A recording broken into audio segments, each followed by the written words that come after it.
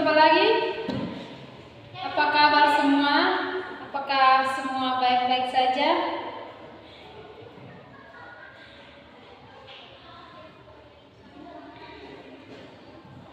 Baik, hari ini kita berjumpa lagi di ruangan kuliah.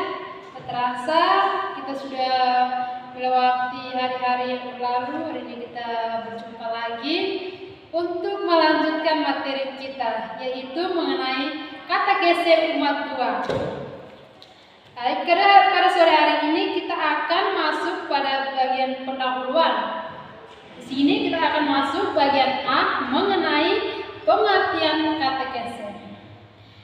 Katekese berarti kata berasal dari kata Yunani atau katekein, bentuk dari kata kat yang berarti pergi atau meluas, dan kata-kata eko yang berarti menggemahkan atau menyuarakan. Jadi katekein berarti menggemahkan dan menyuarakan keluar. Kata ini mengandung dua pengertian. Pertama, katekein berarti pewartaan yang sedang disampaikan atau diwartakan. Kedua, katekein berarti ajaran dari para pemimpin. Masuk bagian pertama, 1. Konsep gereja atau kelembagaan dan purbakala.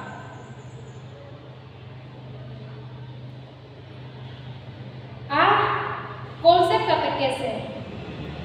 Katekese adalah penyampaian ajaran Yesus bagi calon-calon permandian. Inti katekese para rasul tentang wafat dan kebangkitan Kristus. Itulah yang menjadi pokok iman.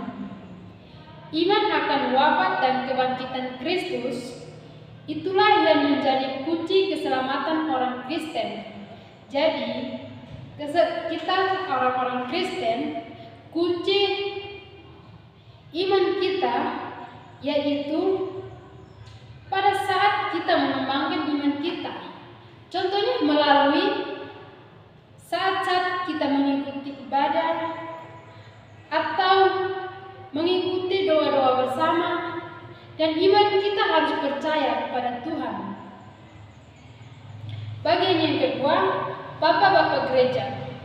Katekese adalah pengajaran dan latihan-latihan bagi calon baptis. Sesudah zaman para rasul, pewartaan berjalan terus.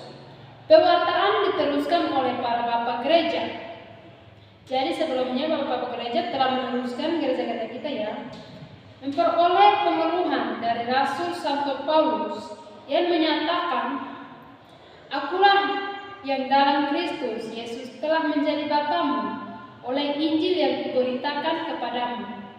1 Korintus bab 4 ayat 15. Bagi hidup adalah Kristus.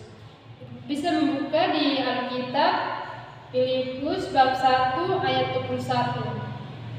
"Tetapi aku tidak menghiraukan nyawaku sedikit pun, asal jangan aku dapat mencapai garis finish dan menyelesaikan pelayanan yang ditugaskan oleh Tuhan kepadaku, untuk memberi kesaksian tentang Injil." Bisa kita membacanya dalam Injil Kisah Para Rasul bab 20 ayat 24. Isinya, pewartaan mereka selalu berpusat pada sejarah keselamatan yang terlaksana dalam Yesus Kristus.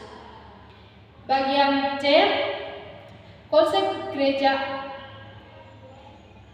memunculkan istilah katekismus yang dipahami sebagai pemberian pelayanan agama kepada orang tua atau wali baptis dari anak-anak yang akan dipermandikan. D. Konsep konsili Ternate. Katekese ialah penyampaian gereja, pengetahuan tentang ajaran gereja. Sebagai reaksi terhadap kaum reformasi, Gereja Katolik melalui tokoh-tokoh terkemuka, Canisius dan Brandonius, memberitakan katekismus yang isinya mengenai iman,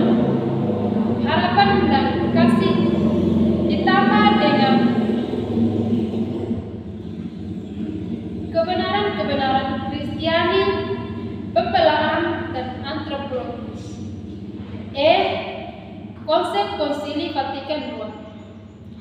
Katekese ialah usaha pewartaan sabda Allah untuk membina penghayatan iman perorangan dan iman jemaat dalam hidup sehari-hari. Masuk bagian F, yaitu konsep kitab hukum kanonik Kanon 773. Katekese diartikan sebagai pengajaran dan refleksi atas pengalaman hidup Kristiani. Kepada gereja dipercayakan oleh Kristus Tuhan iman akan gereja dengan bantuan Roh Kudus menjaga kebenaran yang diwahyukan tanpa celah. Kita harus mempercayai suatu agama yang telah kita anut, dan itu kita harus mempercayainya dengan sungguh-sungguh. Gereja mempunyai tugas dan hak asasi untuk mewartakan Injil kepada segala bangsa. Jadi, dalam agama Katolik, kita mempunyai pewarta-pewarta. Contohnya para imam, suster, diakon, dan katekis. Mereka itu adalah orang-orang kaum Allah yang mewartakan sabda Allah kepada umat-umat di sekitar kita. Bagian akan melanjutkan materi kita selanjutnya. Yang pertama mengenai sejarah katekese. Bagian abad pertama ini sifat katekese sebagai misioner. Bagian 1, pada masa gereja purba katekese ditunjukkan kepada orang dewasa. Karena pada masa itu gereja lebih menekankan penyebaran iman atau kegiatan misioner. Pewartaan disesuaikan dengan situasi pendengaran. 2. Orang Yahudi, kafir, keluarga pendengar. Kepada orang Yahudi, para misioner meyakinkan mereka bahwa Yesus Kristus adalah misioner. Yang dijanjikan bagi orang kafir disampaikan ajaran tentang Allah yang Maha Esa untuk melawan, dan untuk dibutuhkan waktu persiapan yang lama agar dapat menanamkan iman dan moral Kristiani. Katekese dibagi dalam 2 tahap, yakni kerigma dan didache. A. Kerigma adalah pemakluman tentang karya keselamatan Allah yang terlaksana dalam diri Yesus Kristus. 2. Abad kedua sampai dengan abad ketiga. Bentuk katekese. Yang pertama, bimbingan kelompok yang disusul dengan baptisan kelompok. 2. Mulai didirikan sekolah-sekolah kateketik untuk membina para katekis.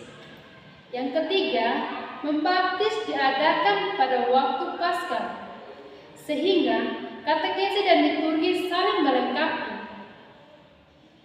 Bagian yang ketiga, abad keempat sampai dengan 5, pertobatan massal.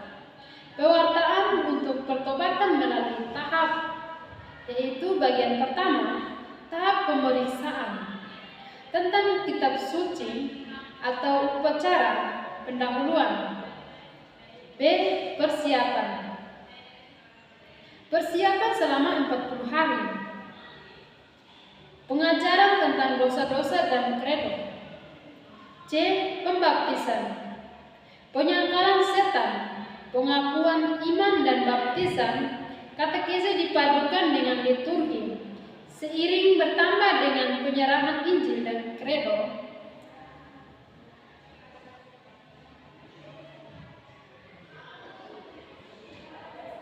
Kita langsung masuk pada bagian yang kedua, dasar teologis dan antropologis dari katekese. Unsur-unsur penting dalam katekese adalah kitab suci, ajaran gereja, dan pengalaman jemaat. 1. Dasar teologis katekese. Wahyu Allah dihadirkan dalam karya hidup manusia demi keselamatan manusia. Karya Allah yang menyelamatkan itu terjadi dalam sejarah Perjanjian Lama.